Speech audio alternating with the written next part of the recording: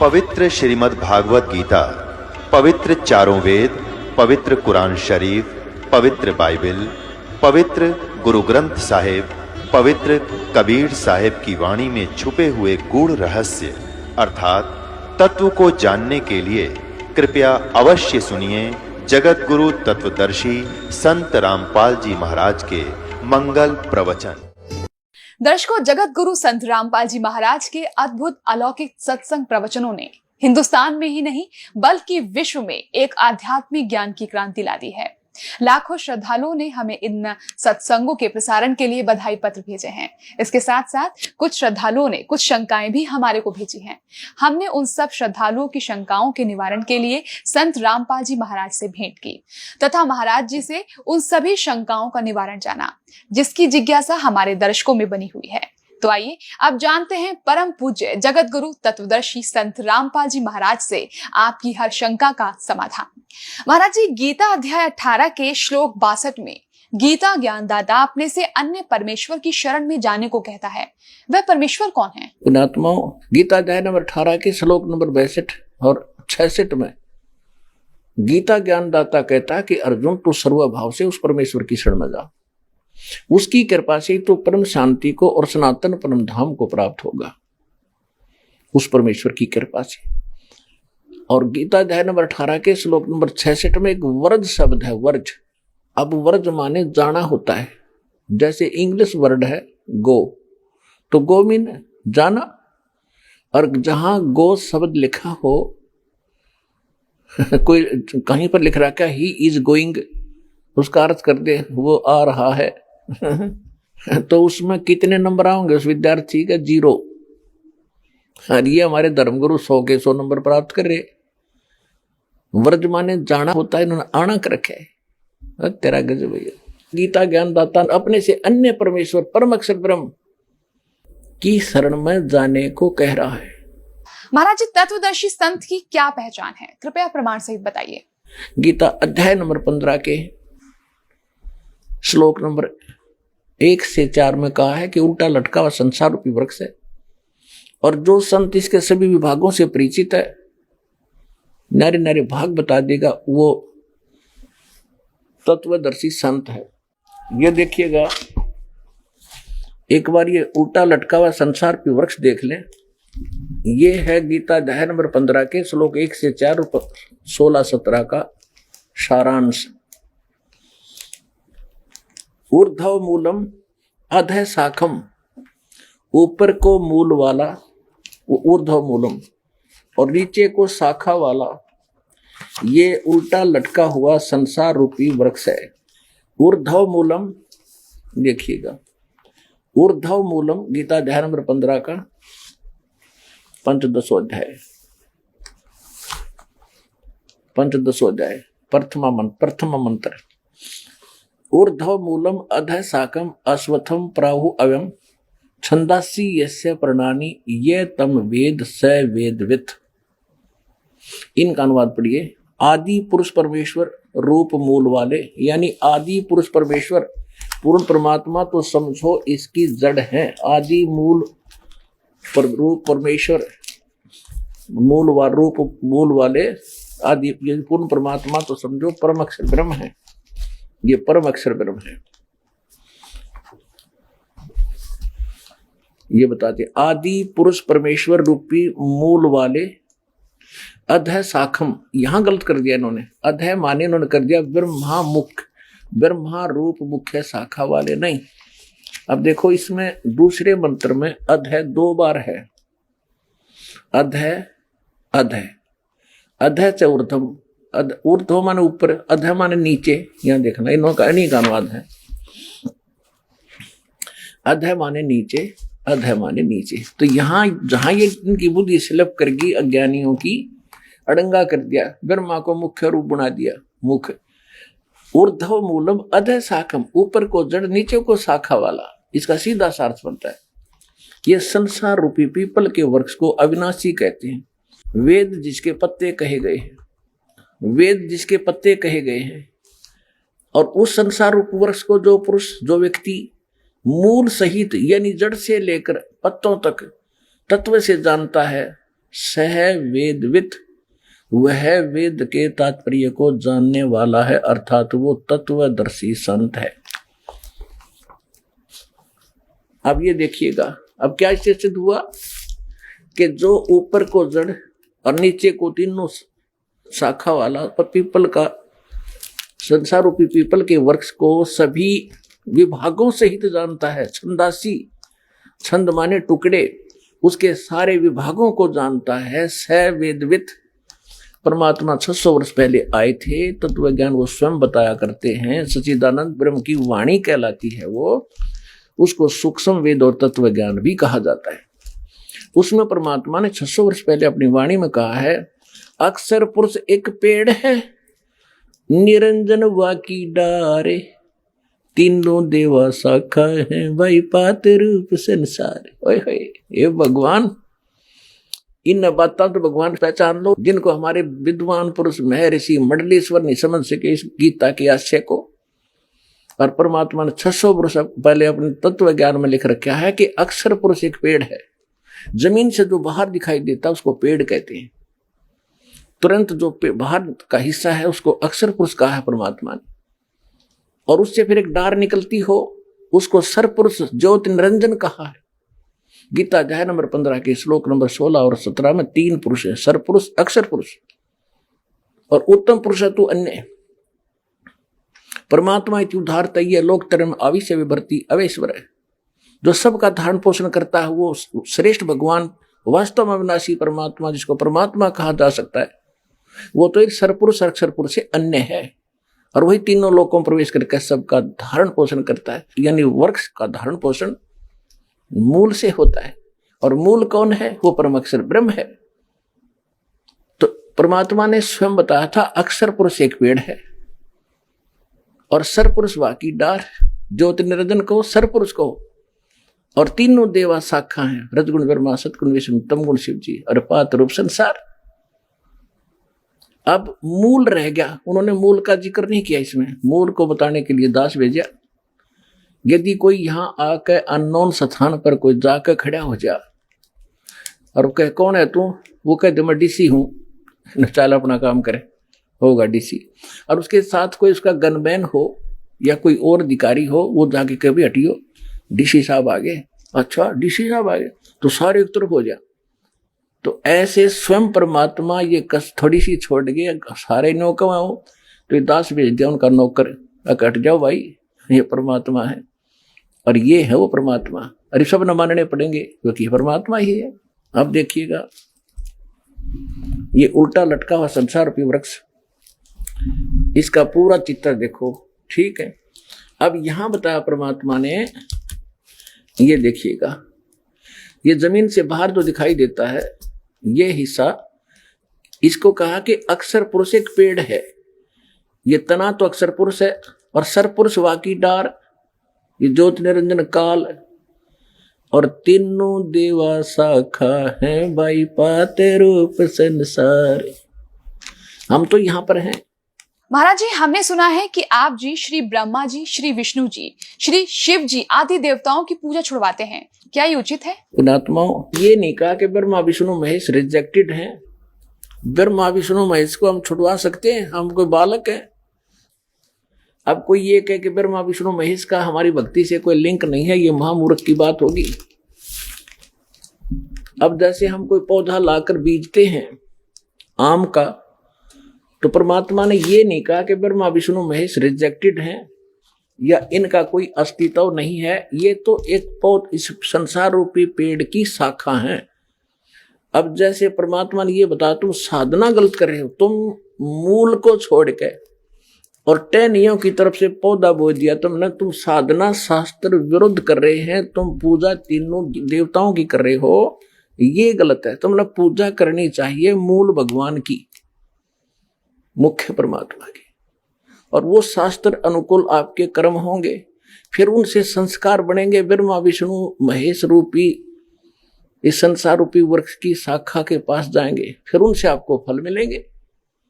आप कैसे कर रहे थे, आपने करना कैसे चाहिए था। देखिए आप ऐसे कर रहे हैं, अब आप कोई पौधा लाए हो नर्सरी से तो उसको ऐसे बीजना चाहिए। ये प्रॉपर वे ऑफ प्लांटिंग है, ये देखिएगा, ठीक है, ये बिल्कुल सही है। ये तरीका है कि मूल जड़ को जमीन में गड्ढा खोद कर उसको गाड़ो और उसकी पूजा करो, सिंचाई करो, तो यहां से आहार चलेगा तना में, सरपुरुष में, अक्षर पुरुष में, फिर सरपुरुष डार में, और ये ब्रह्मा विष्णु महेश यहां पर हैं। तो ये पेड़ बनेगा, बड़ा हो गया, तो इन ब्रह्मा विष्णु महेश के फल लगेंगे आम के, इन टहनियों के। और कोई ये कहे कि इस टहनियों को काट दो, हमने इनकी जरूरत नहीं, हम तो मूल मूल की पूजा करेंगे, तो महामूर्ख होगा वो।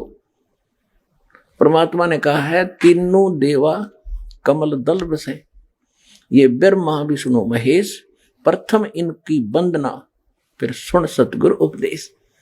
ये तीनों देवता हमारे कमलों के अंदर इनका निवास है। प्रथम इनकी वंदना या साधना प्रथम मंत्र में आपको दी है, या करनी पड़ेगी। और उसके बाद सतगुरु का उपदेश भी सुनो, इस समय मत लटके रहना, वो आगे और क्या बताएगा सतगुरु, वो सारे मंत्र विधि बताई जाएगी।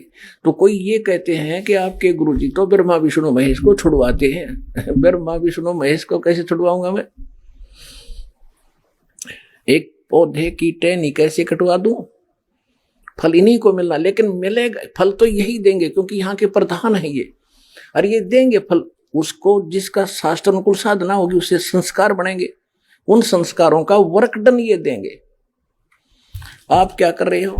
परमात्मा ने बताया आप ऐसे कर रहे हो धर्मदास, आपने मूलतः ऊपर छोड़ दी खाली, जिसकी पूजा करनी चाहिए थी, और तुमने पूजा शुरू कर दी, ये टहनी गाड़ दी नीचे। ब्रह्मा विष्णु महेश को आपने गड्ढे में गाड़ रखा है और इसकी से पूजा कर रहे हो। ये सारा भक्ति रूपी पौधा थारा विनाश हो गया, भक्ति रूपी पौधे का नाश कर दिया आपने।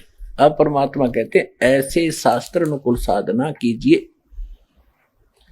कबीर साहब कहते एक कैसा दे सब सदे और सब साध्य सब जावे, माली सींचे मूल को फले फूले गए। अब ये एक के साध्य सारे सदेंगे और सब साध्य हैं, ये देखो सब साध्य सब जावे, कति नाश कर दिया। और माली यानी बुद्धिमान व्यक्ति जो इस प्रोसेस इसके प्रोसीजर से परिचित है, वो तो मूल न सींचेगा, इसकी पूजा करेगा और फिर ये फल फूल अघाय यानी खूब लदपद हो जाएंगे फल इसके। तो ये है अध्यात्म ज्ञान, ये है परमात्म ज्ञान जो दास आपको बता रहा है। अब यहां गीता अध्याय नंबर 15 के श्लोक 1 से 4 का सारांश है, देखिएगा। अब गीता पुण्यात्मा आपके ईब समझ में आएगी गीता जी का सारांश क्या है। तू अदर है, आत्मा अमर है, तू क्या लेकर आया था, अर्जुन क्यों चिंता करता है, 4 लाइन लिख देते तो गीता जी का सार खाक सार था। ये सार तो ये है जो दास आपको बताने जा रहा है। अब गीता अध्याय नंबर 1 से 4 में आपको पढ़कर सुनाते हैं, क्योंकि इस पवित्र ग्रंथ का आप बहुत आदर भी करते रहे हो, इसका अध्ययन भी किया है। ये बता क्या रहा था, हम कर क्या रहे थे, देखिएगा। 15वें अध्याय का प्रथम मंत्र, आदि पुरुष परमेश्वर मूल वाले और नीचे को शाखा वाले, ऊपर ऊर्ध्व मूलम अधः शाखम। बालक भी पढ़ देगा, विष्णु अच्छी तरह, ये नडंगा कर रखे है, ये सही लिखा है। ऊपर तो आदि पुरुष परमेश्वर इन पूर्ण परमात्मा रूपी तो जड़ है, नीचे को शाखा है, तीनों गुण रूपी शाखा। यहाँ स्पष्ट होगा तीनों गुण, ये तीनों गुण रूपी शाखा है ये। और संसार रूपी वृक्ष अविनाशी कहते हैं, छंदासी इससे प्रणानी, जो इसके पत्ते आदि छंद हैं, विभाग हैं, ये तम वेद जो उसको जानता है, अज्ञान रूप अंधकार में छुपे हुए को है वेदविद, वो तत्वदर्शी संत, इसका ही अर्थ है। अब दूसरे मंत्र में क्या कहा है देखिएगा, दूसरे 15वें अध्याय का, और ये दूसरा मंत्र है। इसमें क्या कि उस संसार रूपी वृक्ष की तीनों गुण रूप, यह अनुवाद गलत किया है, विषय पर वाला शाखा, तीनों गुण रूपी शाखा अध माने नीचे, ऊर्ध्व माने ऊपर। ये शाखाएं हैं, ये तीनों कोपल रूपी कोपलों वाली ये 3 शाखाएं समझो, ऊपर और नीचे, सर्वत्र नहीं। ऊपर ब्रह्मलोक में देखो, पृथ्वी लोक पर गीता जी का ज्ञान बोला जा रहा था, ऊपर स्वर्ग लोक है, नीचे पाताल लोक। इन तीनों पर ही इनका आधिपत्य है, ब्रह्मा जी, विष्णु जी और शिव जी का। ये देखो, एक एक गुण, एक एक विभाग का ऊपर और नीचे फैली हुई है। मनुष्य लोक में कर्मा अनुबंधनी मूलानी है, कर्मों के अनुसार बांधने वाली भी ये तीनों गुण, रजगुण ब्रह्मा, सतगुण विष्णु, तम गुण शिव जी मुख्य कारण है, जड़ है इसकी। यानी ये संसार रूपी वृक्ष की जड़ नहीं, आपको कर्मानुसार यहां बांधने वाली ये मुख्य कारण है। ये आपको फंसा कर रखते हैं, पार नहीं कर सकते। आप केवल जैसा आप कर्म करोगे वैसा ही फल दे सकते हैं, इसका अर्थ ये। आगे देखो, और नीचे और ऊपर ये फैली हुई है, यहां देखिएगा। तीसरे में क्या कहा कि संसार रूप वृक्ष का, संसार वृक्ष का स्वरूप जैसा कहा है वैसा यहां विचार काल में नहीं पाया जाता, क्योंकि न इसका आदि है और न इसका अंत है, और न इसका अच्छी प्रकार से इसकी स्थिति है। इसलिए इस सुविरुद्ध मूलम जिसकी जड़ जो है वो दृढ़ है, अविनाशी पोर्शन है उस परमात्मा के ऊपर के लोक।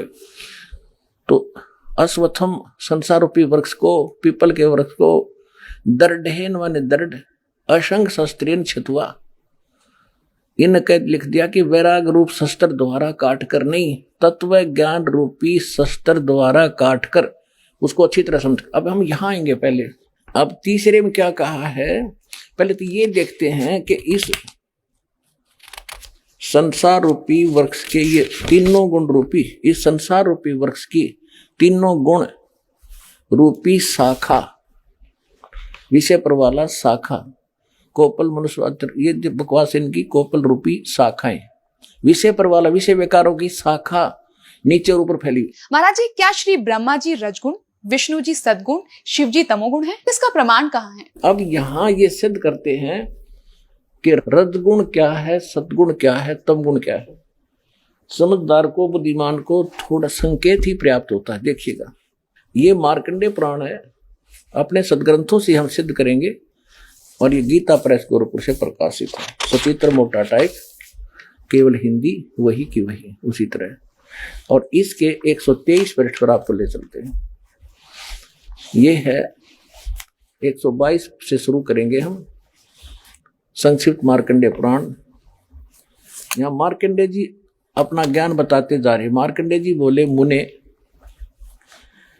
इस अब हम 123 पे पढ़ रहे हैं, 123 पे। अब यहां मार्कंडेय जी बोले, मुने, रजगुण प्रधान ब्रह्मा, तमोगुण प्रधान रुद्र और सत्व प्रधान विश्वपालक विष्णु, यही 3 देवता हैं और यही 3 गुण हैं। परमेश्वर ने 600 वर्ष पहले कहा था, गुण तीनों की भक्ति में ये भूल पड़ो संसारे, कह कबीर निज नाम बिना कैसे उतरो पार। 3 देव की जो करते भक्ति, उनकी को देना हो वह मुक्ति। सिद्ध हो गया, रजगुण ब्रह्मा, सतगुण विष्णु और तमगुण शिव जी, यही 3 देवता और यही 3 गुण भी कहे जाते हैं। और कंसेप्ट क्लियर करते हैं, देखिएगा। यह है श्रीमद् देवी भागवत, इसमें संस्कृत भी साथ है, और ये कहां से छपी है देखिए। ये है अथ देवी भागवतम सभाष्टीकम समात्यम, खेमरा श्री कृष्ण दास प्रकाशन, मुंबई 4। इसके हम आपको तीसरे स्कंद में ले चलते हैं। ये देखिएगा, श्रीमद् देवी भागवते भाषा टीका युक्ते तृतीय स्कंध है प्रारंभते। यहां देखना, इसके ये प्रश्न नंबर 11 पे तीसरे स्कंद में, और अध्याय नंबर 5 का हम श्लोक नंबर 8वां पढ़ेंगे। 7वां समाप्त होता है। हे माता, शंकर भगवान कह रहे, हे माता, यदि हमारे ऊपर सदा आप दयायुक्त हो तो हमको तमोगुण में किस प्रकार प्रदान किया, ब्रह्मा रजोगुण और हरि सतगुण युक्त किए, क्यों किए। अब संस्कृत भी देखेंगे, ये संस्कृत है। ये 7वां श्लोक समाप्त हुआ, 8वां प्रारंभ हुआ। यदि धर्मना न सदाम्बिके कथम अहम विहित, मैं क्यों बना दिया, क्यों उत्पन्न कर दिया, तमोगुण है। और कमल से उत्पन्न होने वाले ब्रह्मा जी को रजोगुण संभव, रजोगुण क्यों उत्पन्न कर दिया। और सुविहित किमु सतोगुणो हरि, विष्णु को आपने सतोगुण क्यों बना दिया। इति सिद्धम रजगुण ब्रह्मा सतगुण विष्णु तम गुण शिव जी। महाराज जी, क्या श्री ब्रह्मा जी, श्री विष्णु जी तथा श्री शिव जी की जन्म मृत्यु होती है? पुण्यात्माओं, ब्रह्मा विष्णु महेश नासवान है। गीता प्रेस गोरखपुर से प्रकाशित श्री देवी भागवत के 3रे स्कंद से क्लियर कर देते हैं। सुचित्र मोटा टाइप,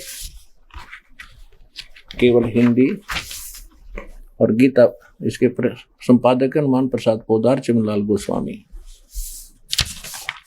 और ये यहां से प्रकाशित है। इसके 3रे स्कंद पर आपको थोड़ा सा पढ़ाते हैं। 123 पृष्ठ पे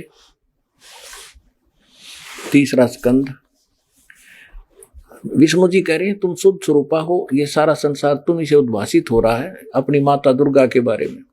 मैं ब्रह्मा और शंकर हम सभी तुम्हारी कृपा से विद्यमान हैं।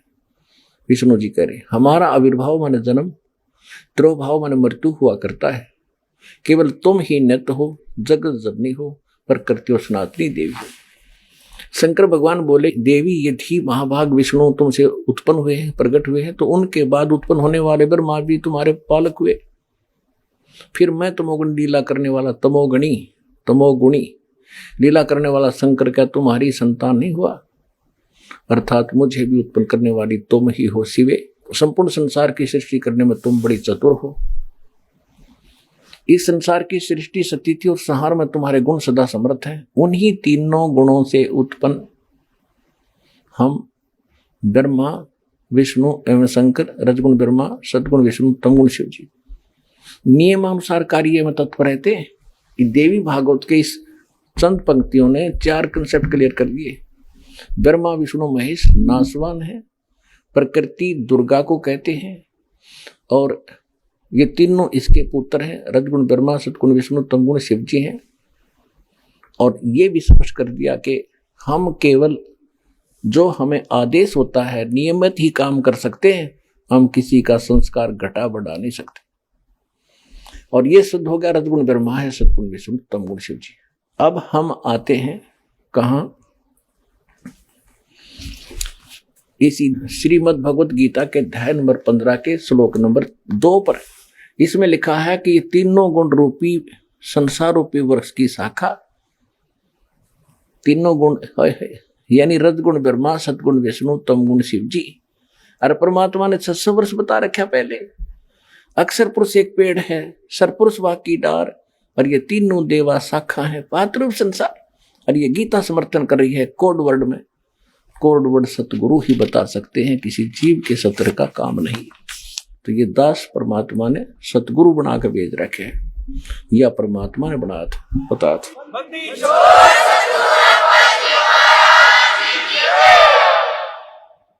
अब ये देखिएगा, अब हम आगे श्रीमद् भगवत गीता, ये वही गीता प्रेस गोरखपुर से प्रकाशित अध्याय नंबर 15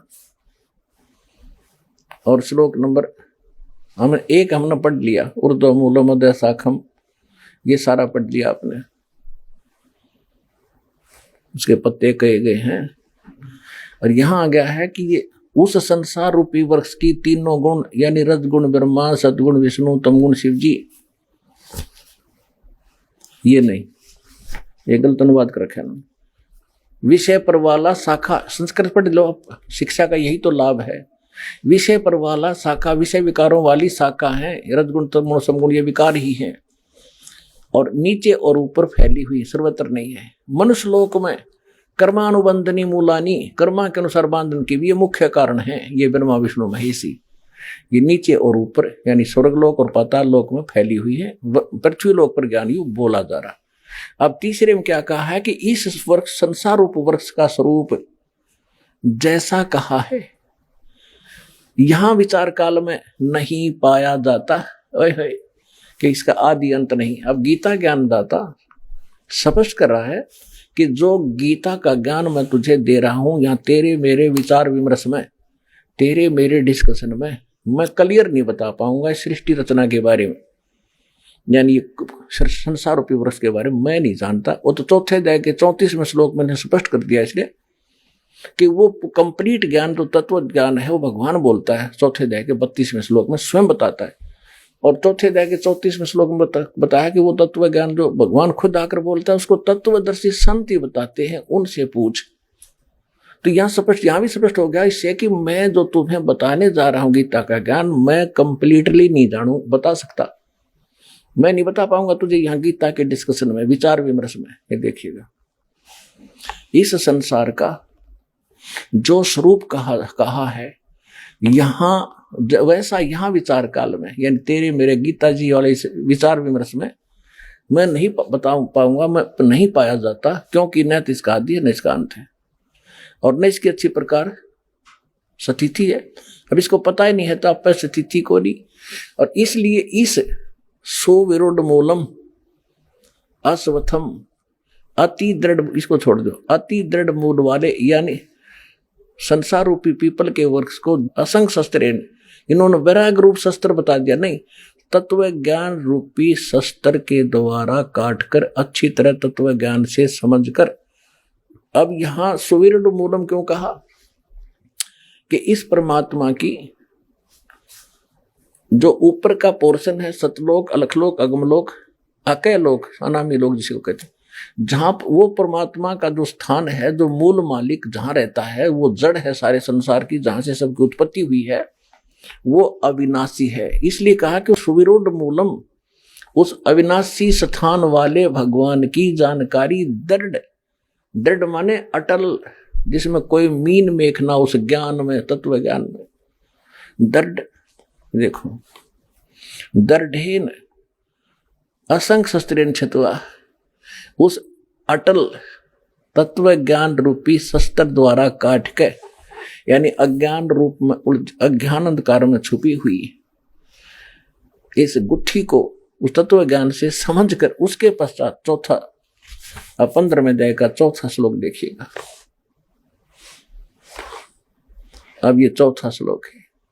उसके पश्चात यानी तत्वदर्शी संत मिल जा, तत्वदर्शी संत की प्राप्ति के उपरांत उस तत्व ज्ञान से को समझने के पश्चात परमेश्वर के उस परम पद की खोज करनी चाहिए, जहां जाने के बाद साधक फिर लौटकर संसार में कभी नहीं आता। और जिस परमेश्वर से इस संसार रूपी वृक्ष की परवर्ती विस्तार को प्राप्त हुई है, यानी जिसने सौर्य ब्रह्मांडों की रचना की है, केवल उसकी भक्ति करो और की नहीं। अपना आत्मा बालक नहीं, आपने कंप्यूटर तक चलाने आगे, इंटरनेट चला ले बालक, ये देख सिंपल सा ज्ञान अपने भगवान का दिया हुआ, इसको बहुत आसानी से समझेंगे। इसलिए आपको विद्वान बना ताकि आप कोड वर्ड भी समझ जाओ, दास के मुख से निकलते समझने लग जाएंगे, तो इंटेलिजेंट मानो हो गया। और हम परमात्मा को समझेंगे आसानी से। अब देखिएगा तत्पश्चात यानी उसके पश्चात उस परम पद रूप परमेश्वर को खोजना चाहिए, जिसमें गए हुए पुरुष यानी साधक फिर लौटकर संसार में नहीं आते। और जिस परमेश्वर से पुरातन संसार वृक्ष की प्रवृत्ति विस्तार को प्राप्त हुई है, यानी जिसने संसार रूपी वृक्ष की रचना की है सब ब्रह्मांडों की, उसी आदि पुरुष नारायण की मैं शरण हूं। गीता ज्ञानदाता कह रहा है कि इस प्रकार निश्चय करके उस परमेश्वर का मनन और निधिध्यासन करना चाहिए। इससे क्या सिद्ध हो गया कि गीता ज्ञानदाता कहता है कि मेरी भक्ति भी छोड़ दे, केवल एक उसकी भक्ति उसकी पूजा कर, परपते माने पूजा करना। इससे सब निर्णय होता जा रहा है कि जिनको हम भगवान मानते थे वो भगवान कौन से थे, किस सत्र के थे। आइए अब हम उन श्रद्धालुओं के अनुभव जानते हैं जो जगत गुरु तत्वदर्शी संत रामपाल जी महाराज जी से दीक्षा प्राप्त कर चुके हैं तथा उनके द्वारा बताए गए भक्ति मार्ग पर चल रहे हैं। नमस्कार सर। सत साहिब, क्या शुभ नाम है जी आप जी? जी मेरा नाम किशन लाल चौधरी, सर कहाँ से आए सर? मैं गांव फतेहगंज परासिया, तहसील उनेरा, जिला टोंक, राजस्थान से हूँ सर। सर क्या काम करते हैं आप? जी मैं गवर्नमेंट विद्यालय में साइंस टीचर हूँ। सर परम संत सतगुरु रामपाल जी महाराज की शरण में आने से पहले आप कौन सी भक्ति करते थे? सदगुरु रामपाल जी महाराज की शरण में आने से पहले भगत जी हम वही भक्ति और उपासना किया करते थे जो एक साधारण ग्रामीण हिंदू परिवार में किया करते थे। देवी देवताओं की पूजा, ऊत बूत और पितरों की पूजा। और इनके अलावा 1990 से गीता प्रेस गोरखपुर से जो कल्याण पत्रिका प्रकाशित होती है, वो कल्याण पत्रिका का मैं नियमित पाठक रहा हूँ 1990 से 97 तक। तो उसमें विभिन्न प्रकार की सनातन साहित्य में अपने हिंदू धर्म के आधार पे विभिन्न देवी देवताएं थे, उनमें हमारी श्रद्धा बढ़ी। लेकिन हम इस निष्कर्ष पर नहीं पहुंच पा रहे थे कि वास्तव में परमात्मा है कौन। 1997 में फिर गायत्री परिवार शांति कुंज हरिद्वार में 1997 में मैंने गायत्री परिवार में दीक्षा ली। और गायत्री परिवार में गायत्री मंत्र की दीक्षा के बाद शांति कुंज हरिद्वार के दिशा निर्देशों में जैसा उन्होंने विधि विधान और साधना की विधि बताई, उनके आधार पे नवंबर 2011 तक वो उपासना ही की। और उस उपासना में रोजाना कम से कम 3 मालाएं गायत्री मंत्र की जाप करना। इनके अलावा दोनों नवरात्रि के अंदर 24 हजार के गायत्री मंत्र के लघु अनुष्ठान का पुरस्कार करना। इनके अलावा गायत्री मंत्र का हवन, और हम विभिन्न प्रकार की गोष्ठियां आदि का आयोजन करते थे। और तहसील स्तरीय में गायत्री परिजन प्रमुख एक कार्यकर्ता भी था उनेरा तहसील का, जिसमें भारतीय संस्कृति ज्ञान परीक्षा का आयोजन करवाते थे और विभिन्न प्रकार से हम इसमें सहयोग करते थे। सर जैसे अभी आप बता रहे थे कि पहले आप वो भी भक्तियाँ करते थे जो एक आम हिंदू समाज में प्रचलित हैं, वो उस भक्ति का आपको कोई लाभ नहीं मिला और आपको इवन दो तो ये भी पता नहीं चला कि एक परमात्मा कौन है, किसकी भक्ति करनी चाहिए, कैसे करनी चाहिए। और इसी भूल भुलैया में आप पहुंच गए हरिद्वार, गायत्री परिवार से आप जुड़ गए और उनके द्वारा बताई गई विधि विधान के अनुसार आपने भक्तियाँ की, आपने अनुष्ठान भी बहुत किए। तो सर ये सब जो भक्ति आपने की, उस भक्ति का आपको क्या लाभ मिला? 26 जनवरी 2001 को गुजरात में भयंकर भूकंप आया था। तो गायत्री परिवार से एक अखंड ज्योति पत्रिका निकलती है, अभी भी निकल रही है वो अखंड ज्योति पत्रिका और युग निर्माण योजना और प्रज्ञा अभियान पाक्षिक। तो उस प्रज्ञा अभियान पाक्षिक में एक समाचार छपा था कि गुजरात में जो लाखों लोग उस भूकंप में मारे गए थे, उन भूकंप में मरने वालों में एक भी गायत्री परिजन नहीं था और किसी भी गायत्री परिजन की किसी भी प्रकार की जनधन की हानि नहीं हुई है। उस समाचार से हमारे अंदर दृढ़ता आई और हमने अपनी पूरी निष्ठा के साथ गायत्री मंत्र का जप और विधि विधान के आधार पर अनुष्ठान शुरू कर दिए। लेकिन नवंबर 2011 में पंडित श्री राम शर्मा आचार्य जी के जन्म शताब्दी समारोह के अंदर 1551 कुंडीय यज्ञ था। उस यज्ञ में जन्म शताब्दी समारोह का यज्ञ था, उसमें हमारी भागीदारी में मेरे साथियों के साथ शांति कुंज हरिद्वार गया हुआ था। और वहां पर जो यज्ञ का मेन वेदी थी, हमारे आंखों के जस्ट सामने वहां भगदड़ हुई और कम से कम 22 गायत्री परिजन मारे गए। उसके बाद में मेरे मन में आचार्य जी के प्रति थोड़ी श्रद्धा कम हो गई और गायत्री मंत्र से जो मेरे अंदर जो निष्ठा थी, जो दृढ़ता वाली भावना थी, वो अचानक खत्म हो गई और मैं भक्तिहीन हो गया एक तरह से। उस समय हम आचार्य जी को महाकाल का अवतार और शांति कुंज को महाकाल का घोंसला कहा करके बड़े प्रसन्न हुआ करते थे। और सदगुरु रामपाल जी महाराज के चरणों में आने के बाद हमें पता चला कि महाकाल कौन है और उनकी क्या स्थिति है। सर परम संत सतगुरु रामपाल जी महाराज की शरण में आप कैसे आए? भगत जी, नवंबर 2000 के हादसे के बाद मैं बिल्कुल भक्तिहीन हो गया था, कहीं भी मेरी श्रद्धा नहीं थी। तो उस समय में क्या था, मैं साइंस एंड आदमी हूँ और मैंने कभी साहित्य पढ़ा नहीं था। लेकिन मैंने नौकरी में आने के बाद मैंने हिंदी से एमए किया था और उस एमए हिंदी के अंदर एक पेपर, एक कवि का होता था। उसमें विद्यार्थी अपनी चॉइस के आधार पर कोई भी एक कवि चूज करता है, सूरदास हो, तुलसीदास जी हो, रहीम जी हो, कबीर जी हो, कोई भी। तो मैंने कबीर साहब का पेपर चूज किया था और वो पेपर 15 नंबर के उसमें क्वेश्चन आते थे और पास होने के उद्देश्य से पासबुक में से उनके कबीर साहब के पदों को हम पढ़ते थे और उन पदों को पढ़ के हम पास हुए। और जब नवंबर 2011 की घटना के बाद में जब कहीं भी हमारा मन नहीं लगा तो वो कबीर साहब की वो पद बार बार रह रह के मन में याद आते थे। उनका जो रहस्यात्मकता थी, आडंबरों का विरोध था, वो सारी बातें हमारे मन को बार बार प्रेरित करती थी कि क्यों ना हम कबीर साहब का कोई साहित्य पढ़े या उनसे कहीं कोई साहित्य मिल जाए तो हम उनसे प्रेरणा लें। और इसी उधेड़बुन में, क्योंकि मैं गायत्री परिजन था और स्वाध्याय मेरे जीवन का अंग था, मैं रोजाना घंटा आधा घंटा रोज स्वाध्याय करता था, अब भी करता हूँ। तो उस हिसाब से मैं मेरे मौसा जी के यहाँ टोंक में मैं बैठा हुआ था, घर पे कोई नहीं थे और बैठे बैठे ऐसे भक्ति सौदागर का संदेश कोई किताब पड़ी हुई थी मौसा जी के वहाँ, वो मैंने उठकर पढ़नी शुरू कर दी। और जैसे मैंने शुरुआत में मुझे रामपाल दास जी महाराज ऐसे लगे जैसे कोई कम्युनिस्ट विचारधारा रखने वाले व्यक्ति हों और ये कोई हिंदू धर्म का नाश करने पे तुले हुए हों। लेकिन जैसे जैसे मैंने 3-4 पन्ने आगे पढ़े तो वहाँ पे विभिन्न संतों की जो वाणियाँ थी वो वाणियाँ मेरे मन के आर पार निकल गई।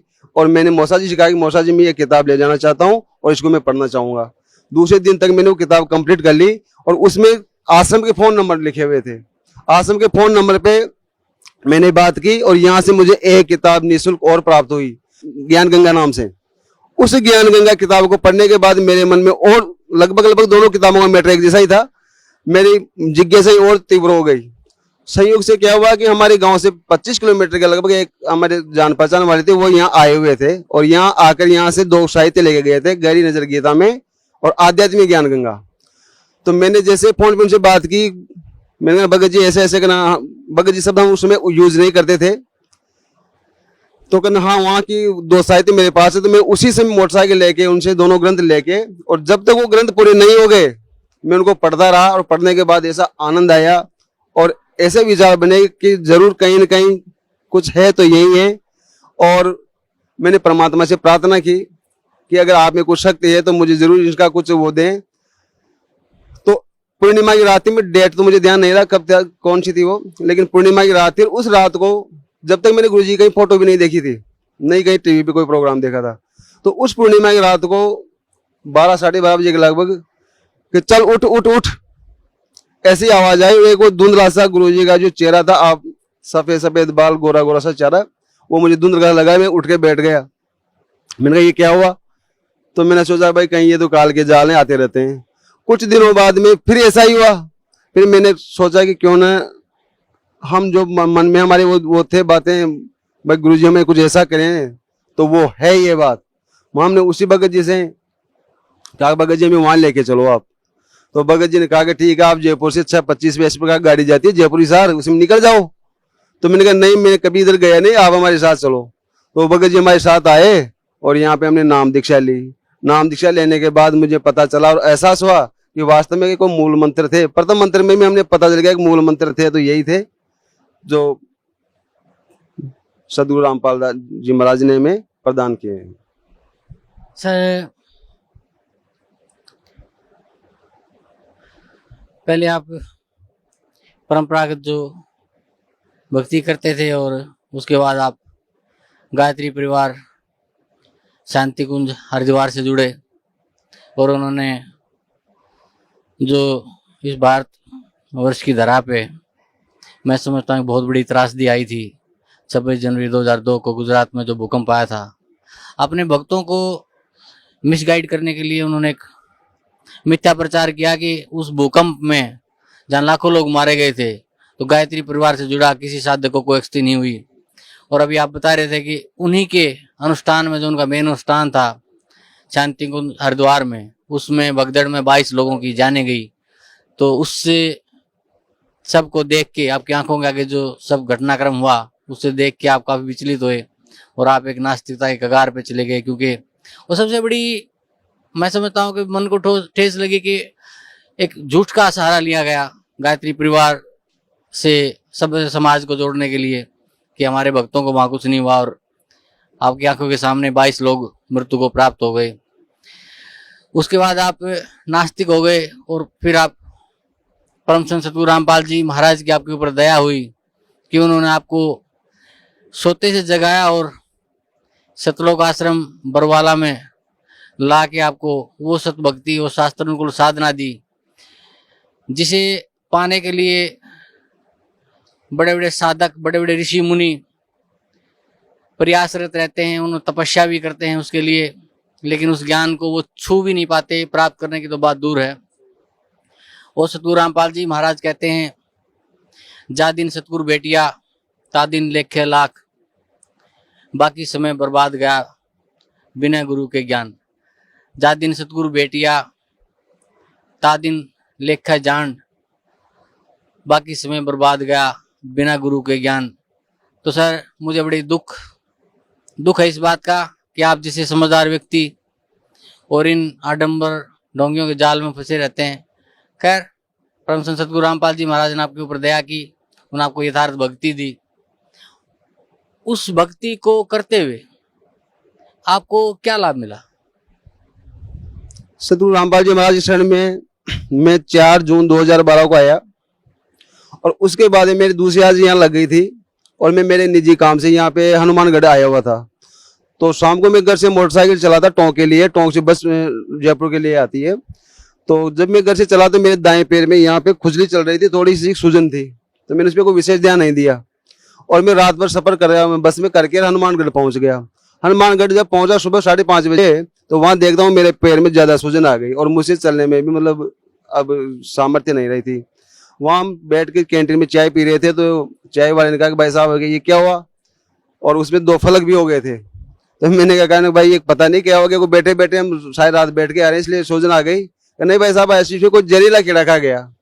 भाई मैंने कहा हो सकता है, मुझे तो पता नहीं कहाँ खा गया। तो हम उस दिन सारा काम करके वापस घर पे गए। शाम को घर पहुंचते ही मैंने आश्रम फोन किया, एक भगत जी से फोन किया, भगत जी ऐसे ऐसे मेरे साथ ऐसा हुआ है और हमारे गांव में इस प्रकार जहरीली कीड़े खाने, इस पर तेजा जी महाराज के यहाँ जाते हैं और वहाँ पे जोत बत्ती वगैरह लगाते हैं। परमात्मा का साफ आदेश है कि जो कुछ भी करना है आपको परमात्मा के नाम से, केवल कबीर परमेश्वर को करना है और किसी को कुछ नहीं करना है। तो यहाँ से मैं यही आदेश मिला कि आप हॉस्पिटल में दिखा सकते हैं, किसी के आप जाएंगे नहीं देवस्थान पे।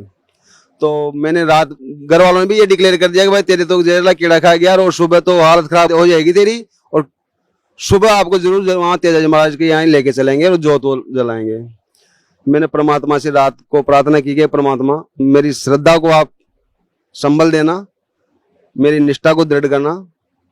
और रात भर में मेरे साथ जो कुछ हुआ भगत जी, परमात्मा ने रात को ही नींद में मुझे एक ऐसी कहानी सुनाई। मैं खुद एक किसान परिवार से हूँ। परमात्मा ने कहानी सुनाई कि बेटे मेरे ऐसे हमारे घर में 2 बैल थे और इस प्रकार एक बैल के पैर में कील लग गई और उस कील के लगने के कारण वो हाड़ी जो था उसका, तो कील का ध्यान नहीं रहा और बैल का पैर सूज गया और बैल चलने में असमर्थ हो गया। फिर हम उसको वहाँ गांव में जो डॉक्टर थे जानवरों के, उसको दिखाया तो डॉक्टरों ने बता दिया घुटनों पे दर्द और वहाँ पट्टियां बांधने शुरू कर दी। तो सदगुरु देव जी कह रहे थे कि दर्द तो था उसका पैरों के अंदर कील के कारण और हम इलाज करवा रहे थे घुटनों पर।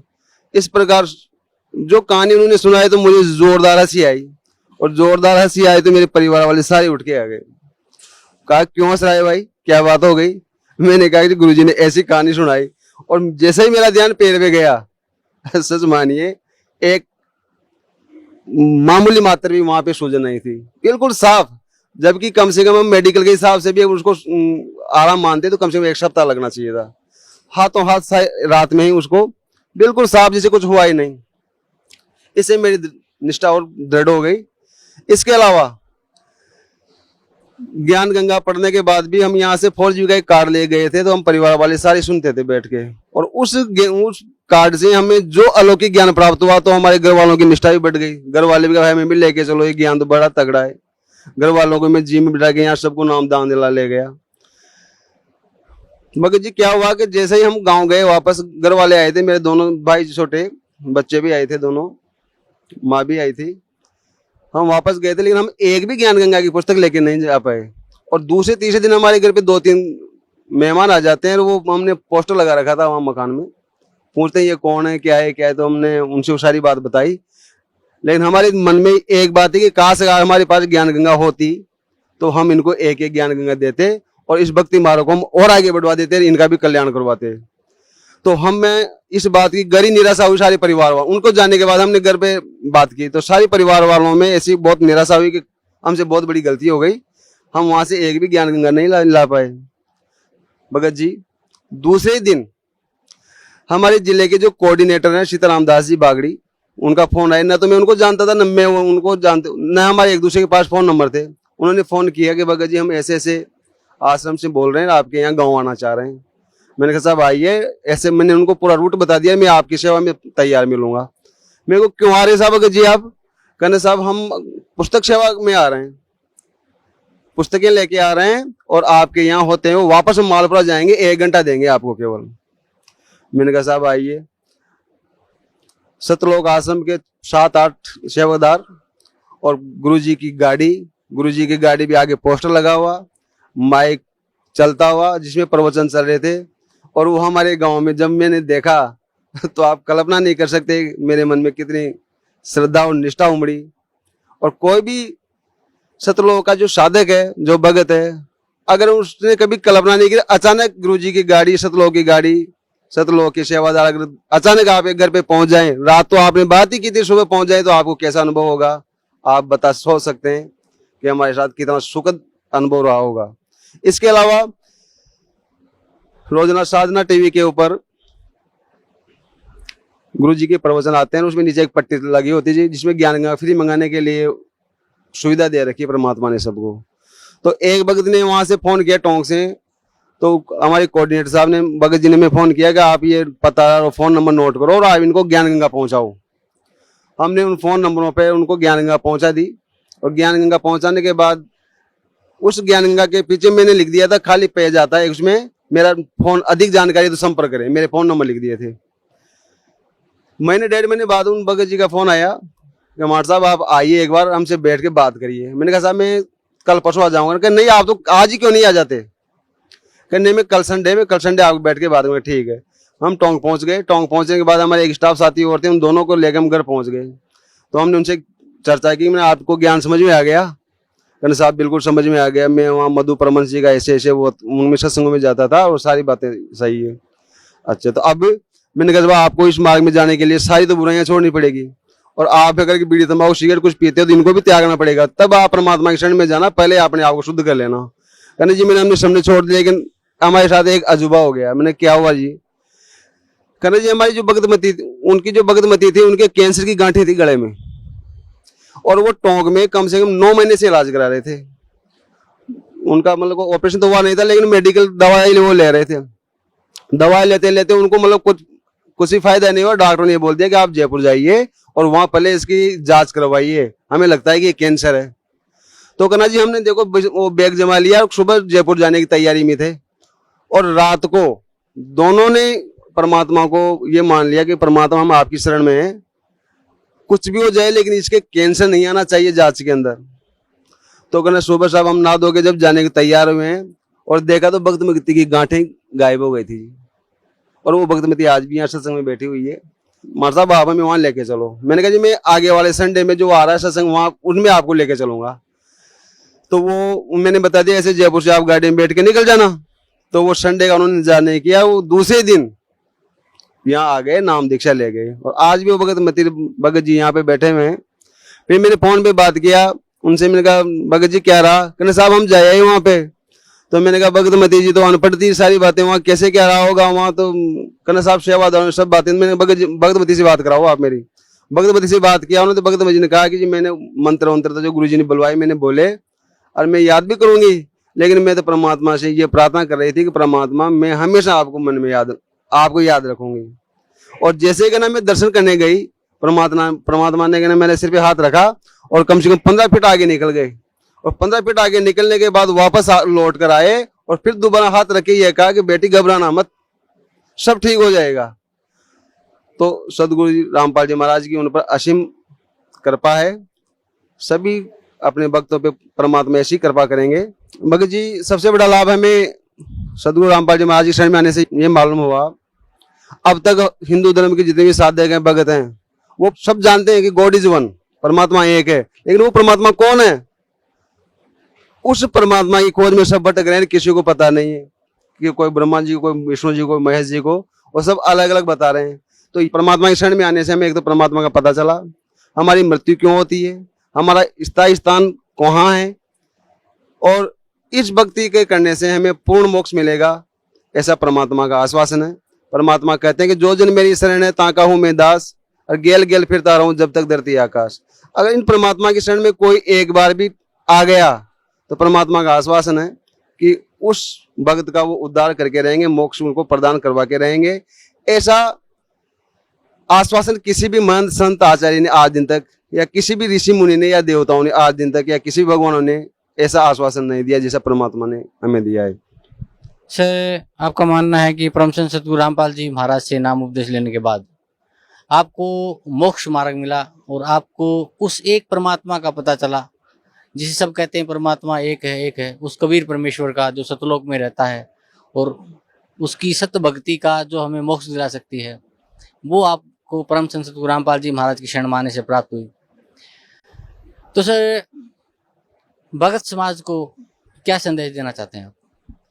भक्त समाज को मैं संदेश नहीं बल्कि मैं एक आत्मीय अनुरोध करना चाहूंगा, विशेषकर मैं गायत्री परिजनों से अनुरोध करना चाहूंगा कि आज दिन तक आपने बहुत मंत्रों का जाप कर लिया, बहुत भजन कीर्तन कर लिए, बहुत नाम उच्चारण कर लिए, और आपके पूर्व एक गायत्री परिजन का एक अनुरोध है जिसपे आप विचार करेंगे। जो वर्तमान में आप गायत्री मंत्र जाप कर रहे हैं वो बनावटी और मिलावटी है।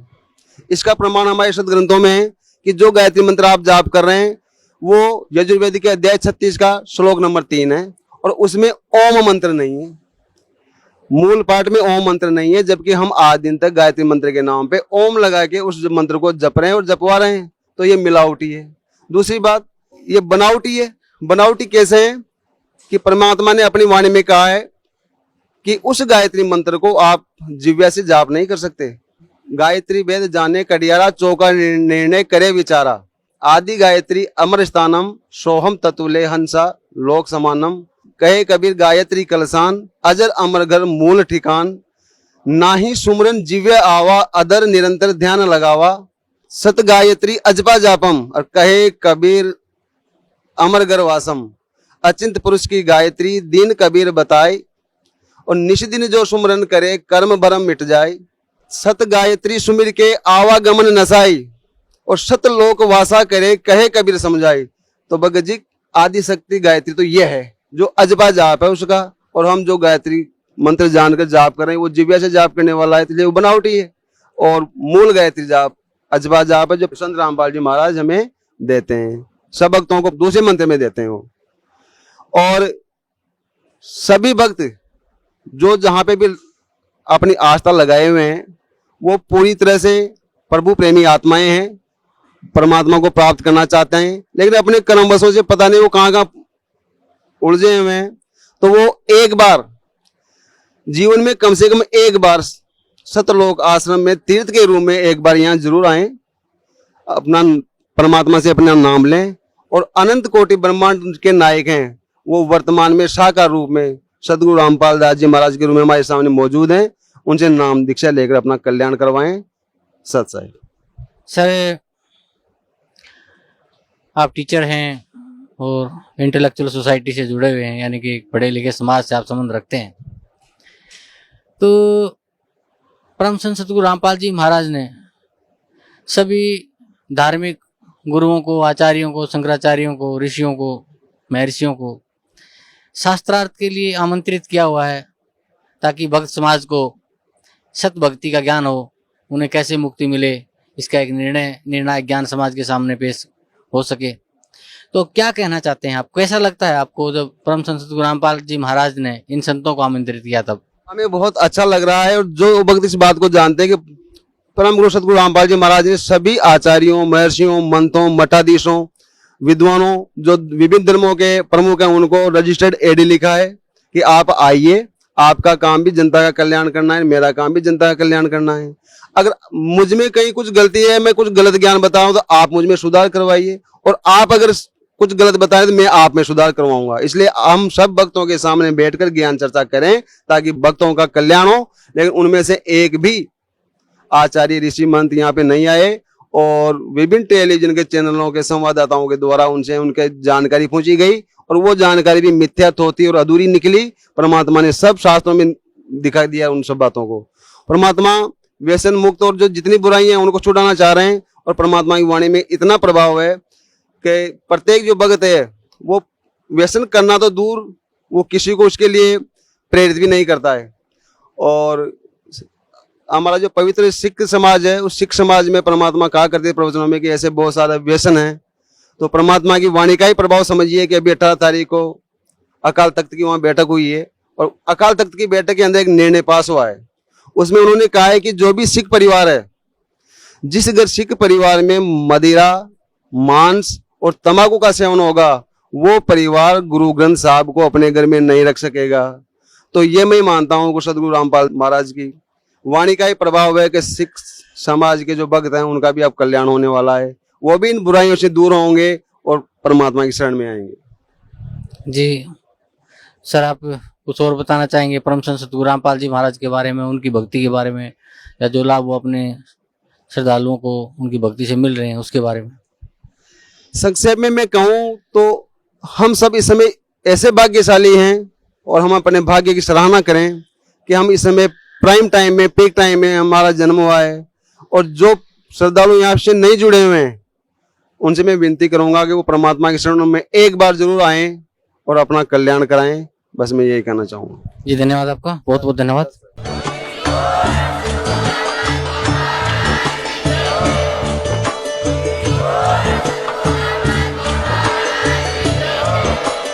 आप सुन रहे थे जगत गुरु तत्वदर्शी संत रामपाल जी महाराज जी के मंगल प्रवचन। अधिक जानकारी के लिए विजिट कीजिए हमारी वेबसाइट www.jagatgururampalji.org। संत रामपाल जी महाराज जी के शुभ आशीर्वाद से पूरे विश्व भर में 500 से भी ज्यादा नाम दीक्षा केंद्र हैं, जिन पर संत रामपाल जी महाराज जी द्वारा ऑनलाइन निशुल्क नाम दीक्षा दी जा रही है। अपने नजदीकी नाम दीक्षा केंद्र का पता करने के लिए संपर्क करें 8222880541।